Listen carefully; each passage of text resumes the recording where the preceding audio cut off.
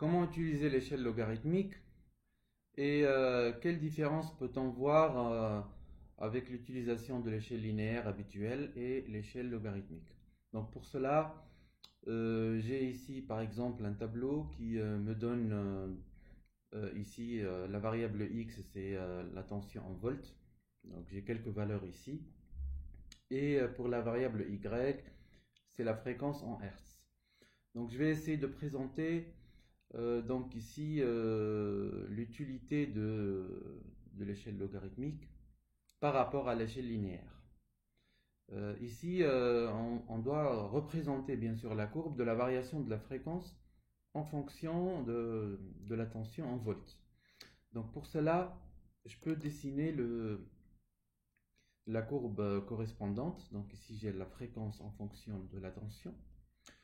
Donc je remarque ici qu'il y a un grand écart entre les valeurs de la fréquence par rapport aux valeurs de la tension.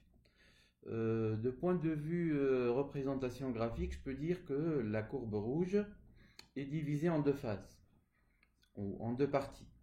Donc la première partie, elle est constante, et la deuxième partie, elle augmente considérablement, donc ici, elle est croissante. Est-ce que c'est correct? Ben non. Donc qu'est-ce qu'il faut faire? Il faut utiliser dans ce type de cas une échelle donc logarithmique, mais plus exactement une échelle semi-logarithmique, c'est-à-dire on va appliquer cette échelle seulement sur l'un des axes de ce repère. Donc pour cela, j'ai déjà dessiné donc la même courbe mais avec l'utilisation de l'échelle donc logarithmique, et regardez la différence. Donc avec les mêmes valeurs du tableau, on voit bien que la courbe elle est totalement croissante. Il n'y a pas de palier ou de partie croissante ici dans la courbe par rapport à la première.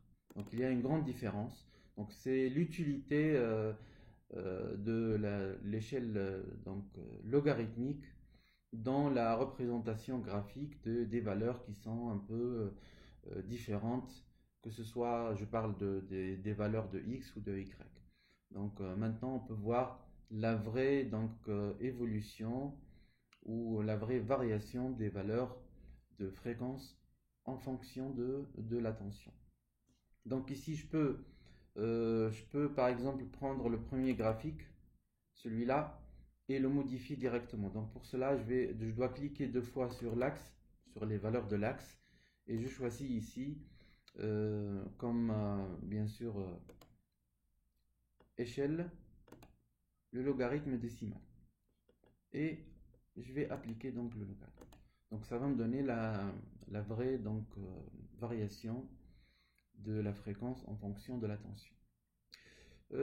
Si on utilise un autre logiciel tableur comme Excel ou LibreOffice, comme celui-là, j'ai les mêmes valeurs que tout à l'heure.